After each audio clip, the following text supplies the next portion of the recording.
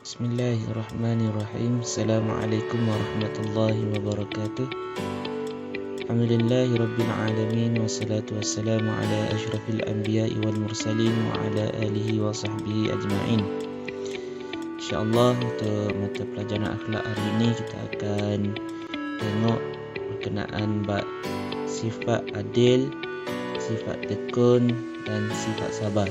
Muka surat, buku teks muka surat 45 hingga 52. Sifat adil ialah bererti saksama ataupun menjalankan tugas dengan betul dan benar, ataupun bertanggungjawab di dalam segala pekerjaan dan urusan, ataupun juga meletakkan sesuatu sesuai pada tempatnya.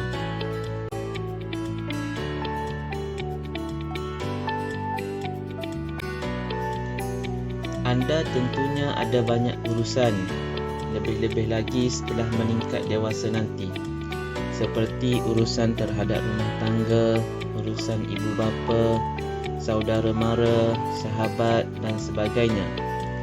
Di dalam semua urusan seperti di atas, hendaklah anda jalankan dengan adil dan jangan berak sebelah atau pilih kasih. Apabila anda menjadi ketua ataupun pembesar negara seperti menteri dan sebagainya, maka keadilan sangat dituntut. Lakukanlah pemerintahan dengan adil dan saksama, dan berilah kepada seseorang akan haknya. Sesuatu masyarakat kampung dan negara yang dipimpin oleh pemimpin yang tidak adil akan berlaku huru-hara, kucar-kacir atau tidak aman. Sebaliknya, jika dipimpin oleh pemimpin yang adil, masyarakat akan aman sentosa, bahagia dan selamat. Anda mesti menjadi seorang yang adil di mana-mana sahaja anda berada, dan jangan menjadi orang yang zalim dan tidak bertanggungjawab. Orang yang adil akan dirahmati Allah serta mendapat keredaannya dan disayangi oleh manusia.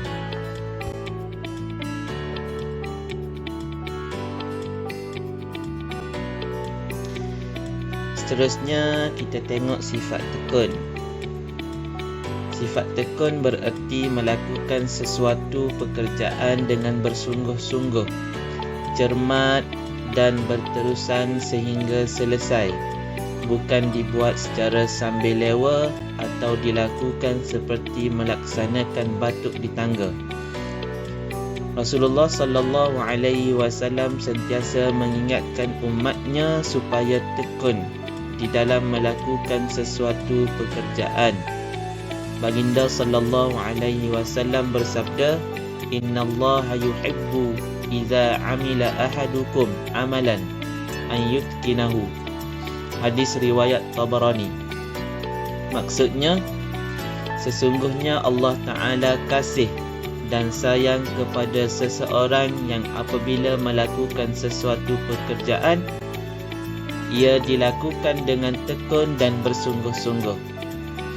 Dengan berbekalkan sifat tekun, anda akan berjaya dalam pelajaran dan dalam bidang pekerjaan yang lain lagi. Berapa ramai pelajar yang tekun sewaktu di sekolah rendah dan menengah akhirnya berjaya menjejakkan kaki ke Menara Gading dan akhirnya mendapat pekerjaan yang baik serta menjadi orang besar dan terkenal. Seseorang usahawan yang tekun walaupun bermula dengan modal yang kecil, akhirnya berjaya menjadi usahawan terkenal. Seseorang ahli politik yang tekun akan berjaya dalam bidang politiknya. Para imam mazhab yang empat, juga para ulama lain yang terkenal namanya sehingga ke hari ini, selain daripada bijak, mereka adalah orang yang tekun dalam menimba ilmu pengetahuan sejak muda dan sanggup berhijrah ke beberapa negara kerana menuntut ilmu. Tanam dan sematkan sifat tekun dalam diri anda mulai dari sekarang. Semoga di suatu hari nanti anda akan berjaya.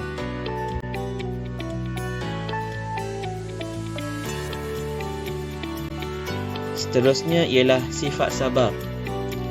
Sabar adalah di antara sifat terpuji yang dituntut oleh Islam. Sabar bererti tidak mudah patah hati, bahkan tahan diuji dan tidak mudah marah. Sanggup menanggung kesusahan dengan hati terbuka dan pemaaf.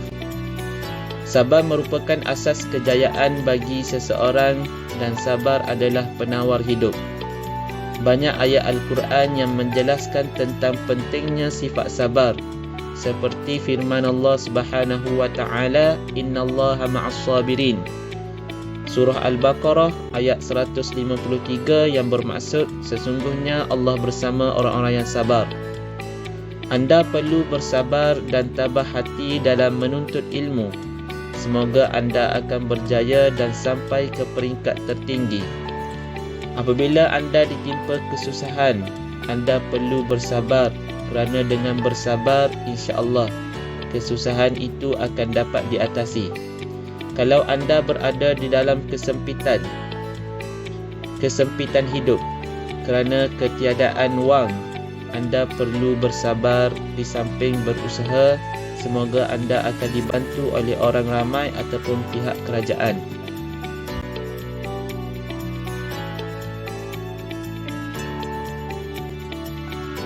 Kalau anda dari kalangan anak yatim yang menghadapi kesusahan hidup, hendaklah anda bersabar di samping berikhtiar, kerana Rasulullah sallallahu alaihi wasallam juga anak yatim tetapi berjaya di dalam hidup. Berapa ramai anak yatim yang pada awalnya hidup susah, merana dan sebagainya, tetapi dengan berbekalkan sifat sabar, tekun dan tabah, akhirnya berjaya di dalam hidup dan menjadi orang ternama.